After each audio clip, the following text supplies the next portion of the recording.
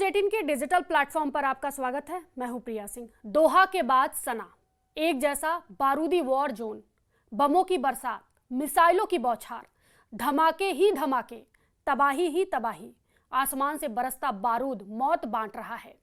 इंसानी बस्ती आग में झुलस रही है। खंडहरों की चीख पुकार सुनाई दे रही है।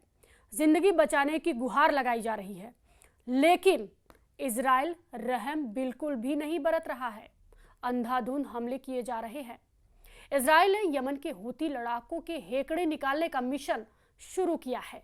अब तक का सबसे भीषण और विध्वंसक युद्ध शुरू हो गया है। इजराइल ने सही मायने में युद्ध अब शुरू किया है। खाड़ी में इजराइल सभी दुश्मनों पर टूट पड़ा है। पीएम नेतन्याहू ने अपने सबसे बड़े टारगेट के शिकार का सिग्नल दे दिया है। कौन है वो? क्यों ट्रंप के बीबी का फर्स्ट और लास्ट टारगेट बने हैं वो? जानने से पहले देखिए यमन की सना से आई सन्न कर देने वाली जानकारी। इजराइल ने हूती के वॉर हेडक्वार्टर से जलाकर राख कर दिया है हेडक्वार्टर को। इजराइल ने 3 सितंबर को हुए क्लस्टर मिसाइल अटैक का बदला लेने के लिए हूती के गढ़ में बारूद बरसाया है। 3 सितंबर को हूती लड़ाकों फिलिस्तीन 2 और जुल्फिकार मिसाइलों से तेल अवीव में धमाके किए थे। मिसाइल हमलों के बाद हूती मिलिट्री प्रवक्ता ने यह कहकर शेखी बघारी थी, हूती की चुनौती खत्म करने के लिए इजराइल ने थोड़ा वक्त जरूर लिया, लेकिन जब बदला लिया तो ऐसा कि लड़ाका ग्रुप दहल गया। पीएम नेतन्याहू फिलहाल हूती को लेकर ज्यादा टेंशन में नहीं है। नेतन्याहू हूती फाइटर्स को आसानी से हैंडल कर रहे हैं, मगर उनके लिए युद्ध में मुश्किल कतर फ्रंट पर बढ़ने लगी है, जहां हमास लीडरशिप पर किए हमले के बाद प्रेसिडेंट ट्रंप का दिमाग गर्म हो गया है। ट्रंप जो कि नेतन्याहू को बीबी कहते हैं, वो उनसे खफा हो गए हैं। एक्सियोस न्यूज ने सूत्रों के हवाले से बताया है कि डोनाल्ड ट्रंप ने मंगलवार को प्रधानमंत्री बेंजामिन नेतन्याहू के साथ फोन पर बातचीत की। ट्रंप ने नेतन्याहू को कतर पर दोबारा हमला न करने की वार्निंग दी। ट्रंप ने फोन पर यह भी कहा कि कतर पर हमला बर्दाश्त के बाहर की बात है। इसके बाद भी बीबी यानी नेतन्याहू का मिशन ऑन है। नेतन्याहू रुकने वाले बिल्कुल भी नहीं है। उन्होंने ट्रंप की चेतावनी के बाद जो दावा किया है वो भी सुन लीजिए आप। इजराइल की पॉलिसी क्लियर है, दुश्मन जहां है उसे वहीं दफना दो। दोहा में हमास का लीडर खलील अल हया है, जिसे इजराइल जिंदा नहीं रहने देगा। मतलब ये कि ऐसा युद्ध भड़केगा जिससे कई देश जलकर राख होंगे। कतर ने इजराइल के खिलाफ गोलबंदी शुरू कर दी है। कतर ने अरब इस्लामी शिखर सम्मेलन की इमरजेंसी मीटिंग कॉल की है। इजराइल से आर पार का फैसला जल्द होगा। फैसले में अरब वर्ल्ड के स्वयंभू खलीफा भी शामिल हो सकते हैं, क्योंकि इजराइल के सबसे बड़े टारगेट कोई और नहीं, सबसे बड़ा टारगेट उनका तुर्की के राष्ट्रपति एर्दोआन है। कतर पर हुए हमले के बाद तुर्की एक्शन में आ गया है। तुर्की ने airborne warning and control system को भी तैनात कर दिया है। एर्दोआन को अच्छी तरह मालूम है कि नेतन्याहू का अगला हमला अंकारा पर हो सकता है, क्योंकि एर्दोआन ने हमास की लीडरशिप को तुर्की में शरण दे रखी है। एर्दोआन जानते हैं कि इजराइल हमास की फंडिंग नेटवर्क की बर्बादी का ऑपरेशन चला रहा है। एर्दोआन ने वक्त पर हमास लीडरशिप की रखवाली की है। एर्दोआन ने हमास चीफ इस्माइल हानिया और सालेह अल अरोरी का तुर्की में आना जाना लगा रहता है। अमेरिका और इजराइल ने तुर्की के कई एनजीओ पर हमास की फंडिंग और मनी लॉन्ड्रिंग के आरोप भी लगा रखे हैं। खुद एर्दोआन ही इजराइल को तुर्की का सबसे बड़ा दुश्मन बताते रहते हैं। एर्दोआन इस बात को कह चुके हैं कि इजराइल एक दिन तुर्की से हिसाब जरूर लेगा, जिसका वक्त अब दिख रहा है आता।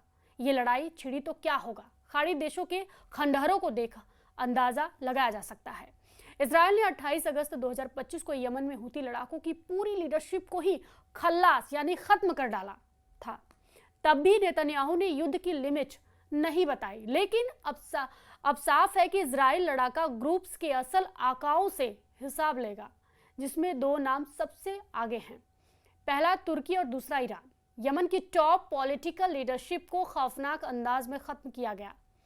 धमाके ऐसे हुए जिसमें किसी का भी बचना मुश्किल था। धमाके ऐसे जो गाजा में होने वाली खतरनाक बमबारी से भी भयानक थे। इन धमाकों के जरिए इजराइल ने यमन को बताने की कोशिश की थी कि अगली बार हमला करेंगे तो पूरा यमन मिटाकर रख दिया जाएगा, जिसमें इसमें कोई शक नहीं कि इजराइल ने अपने दुश्मनों पर नजर रखने के लिए खुद को और ताकतवर बना लिया है। पूरे पश्चिम एशिया पर नजर रखने के लिए इजराइल ने जासूसी के लिए नया उपग्रह भी लॉन्च कर दिया है। इजराइल के रक्षा मंत्री इजराइल कार्ड्स का दावा है कि नए उपग्रह की मदद से अब हर दुश्मन पर पैनी नजर रखी जाएगी। अचानक इजराइल के सामने 4 बड़े फ्रंट एक्टिव यानी सक्रिय हो गए हैं। पहला फ्रंट गाजा, जहां 100% कब्जा नेतन्याहू का अटल इरादा है।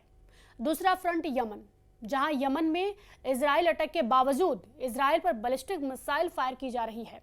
एक फ्रंट लेबनान है, जहां इजराइल चाहता है कि हिजबुल्लाह हथियार डाल दे, लेकिन हिजबुल्लाह का इरादा युद्ध का है। वो जानता है कि दक्षिण लेबनान में इजराइल का ग्राउंड ऑपरेशन फेल साबित हुआ है और नईम कासिम ने लेबनान की सरकार को अल्टीमेटम जारी कर दिया है। और सबसे बड़ा फ्रंट ईरान है। ईरान की लीडरशिप ने साफ कर दिया है कि युद्ध विराम को अब कोई मतलब नहीं रहा युद्ध विराम का। इजराइल ने तनाव बहुत ज्यादा बढ़ चुका है इजराइल से। ईरान बार बार ये दावा कर रहा है कि उसने 12 दिन के युद्ध में अब तक अपनी पूरी ताकत का इस्तेमाल नहीं किया है, ना ही अपनी नौसेना और IRGC की कुद्स फोर्स को तैनात किया है। और अगर दोबारा युद्ध ईरान पर थोपा गया तो इसका नतीजा इजराइल की संपूर्ण तबाही होगा। ईरान के तेवर बता रहे हैं कि उसकी मिसाइल फिर तैयार है और ईरान पर फिर से हमला हुआ तो तेल अवीव और हाइफा बहुत बुरी तरह दहलेगा। ये वार्निंग ईरान से लगातार आ रही है, यानी अली खामनेई से।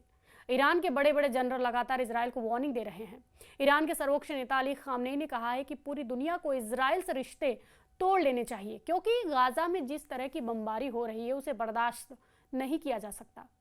न्यूयॉर्क टाइम्स में छपी खबर में बताया गया कि मोसाद लगातार ईरान के नेताओं, ईरान के कमांडरों और ईरान के परमाणु वैज्ञानिकों की लोकेशन ट्रैक कर रहा था, लेकिन इन सब की ट्रैकिंग इनके बॉडीगार्ड के फोन के जरिए की जा रही थी।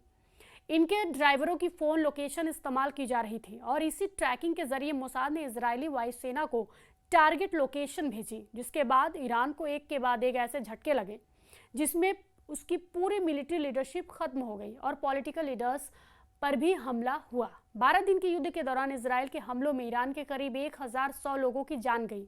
इनमें उसके कई सैन्य कमांडर और वैज्ञानिक भी शामिल थे। इजराइल दुश्मनों के साथ एक जैसा सुलूक करता है, चाहे ईरान हो या तुर्की। बदला भयानक ही होगा, इजराइल का बदला ऐतिहासिक ही होगा। इस वीडियो पर आपकी क्या प्रतिक्रिया है, हमें कमेंट बॉक्स में जरूर बताएं और फॉलो कीजिए न्यूज़ 18।